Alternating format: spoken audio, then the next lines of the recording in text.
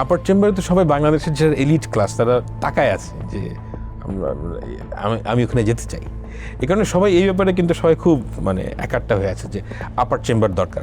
আপার chamber basically আপার চেম্বারের নিডটা কোথায়? সেটা হচ্ছে গিয়ে আমরা মূলত একটা জিনিস চাই, সেটা হচ্ছে গিয়ে যে আমাদের যে সংবিধান সংস্কার করা, অর্থাৎ সংবিধানের যে সংশোধনী আনা, সংবিধান সংশোধনী যেন এটাকে আমরা ডিফিকাল্ট করতে চাই।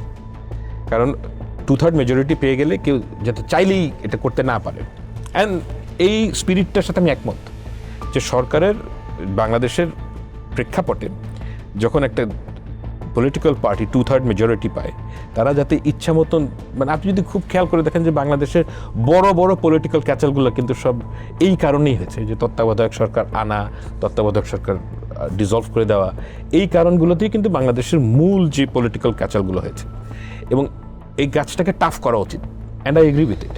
সেটা সংবিধান সংশোধন করে একটা ওয়ে আপনি বলতে পারেন রিজিট করে দিলেন, কিন্তু আমাদের নির্বাচন ব্যবস্থাই যদি ত্রুটিপূর্ণ না হয়, শুধু সংবিধান আপনি ঠিক করে দিলেন যেটা কেয়ারটেকার আন্ডারে হবে, কিন্তু বাকি আরও যে আছে সেইটা যদি ফেয়ার প্লে না হয়, তাহলে কি সংবিধান সংশোধন করে ঠিক করে দিলে আমার প্রবলেম? না, আমি প্রবলেম তো অনেক। না, আমি সংবিধান সংস্কারের এবং সংবিধান সংশোধনীর এত বড় ফ্যান না।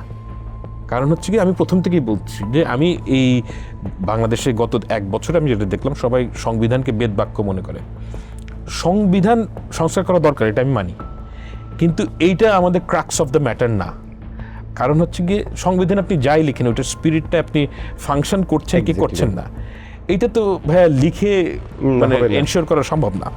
ওই জায়গার থেকে অনেক বড় বিষয় হচ্ছে কি আপনি কি প্র্যাকটিস করেন।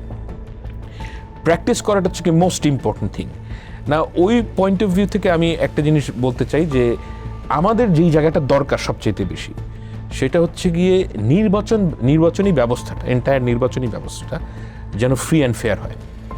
এই একটা জায়গায় যদি আমরা ভেরি রিজিড থাকতে পারি যে এই জায়গাটায় প্রবলেম ক্রিয়েট করা যাবে না, এই জায়গাটা একটা নিরপেক্ষ ব্যবস্থা রাখতে হবে, আমি মনে করি যে এই ঘটনাটার আফটার ইফেক্ট হিসেবে অনেক সমস্যার সমাধান হবে।